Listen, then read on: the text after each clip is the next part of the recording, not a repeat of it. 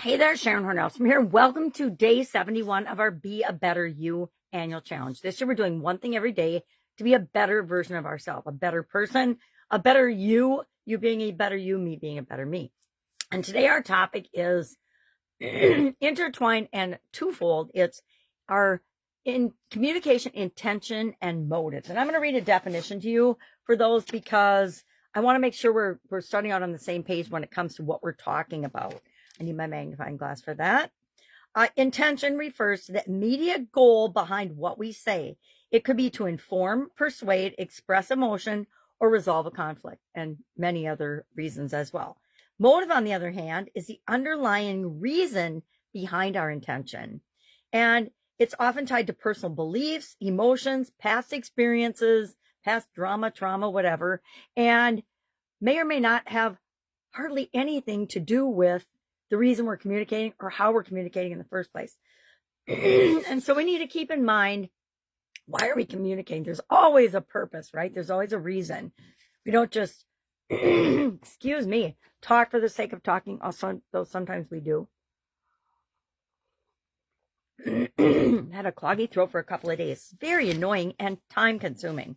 So one of the best exercises I have personally found for self-reflection and to understand myself and to help other people understand themselves better, it's called the 7 Why exercise. I learned this from, and I want to give him credit, Dean Graziosi, who got it from a mastermind that I cannot remember because this was way back in 2020 that I was first exposed to it. I think it was actually January of 2020. He did a training on the 7 Why exercise, and I happened to catch it. Why? Because I was meant to catch that at the time, because I've used it ever since. And like Dean, I was a little skeptical because I'd always done the 5 Why exercise and got really excellent results with it. But what he learned is that by asking why 2 more times, you really get to the crux and the core, the root cause of whatever the situation you're asking why about is. I'm going to give a couple examples of this, try to run through them quickly. And then our assignment today is going to be to ask ourselves a question about communication and why 7 times. We're going to do this 7 Why exercise on our question about communication. And mine is, why do I want to be a better communicator? Straightforward, simple. So if you don't have a question of your own, try that. Why do I want to be a better communicator? And we're going to ask it a series of 7 times and see what comes up. Let me give you a couple of examples of this. I worked up a couple of examples. One is that one I'm going to do for supersize. That's for a business related one. John's a supervisor who's having trouble with his team. And then we've got, I went ahead a page. Sarah and Mike are a couple that are having a conflict, and Sarah's upset because Mike is working too much. He's working late and he's not around as much, and she wants to know, well, why is this bothering her so much? What's her intent and motive behind having a conversation with him about this? And so her first why is, why am I upset with Mike working late? Because I feel neglected. Why do I feel neglected? Because we don't spend much time together. 3, why does spending time together matter? Because it makes me feel loved. 4, why do I need to feel loved in this way? Because quality time is my love language. 5, why is my love language important?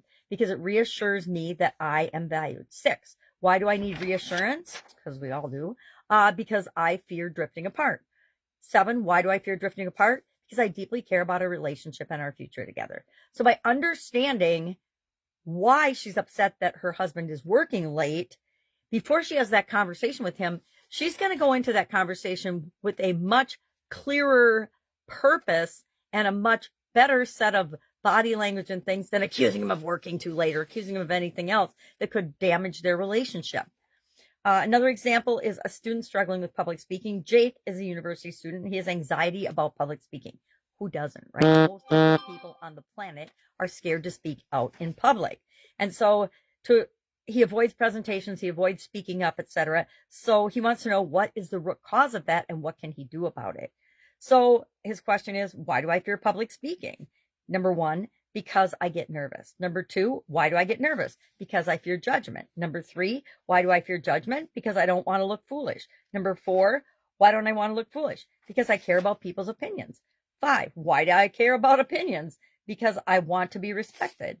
6, why do I want to be respected? Because I associate respect with self-worth.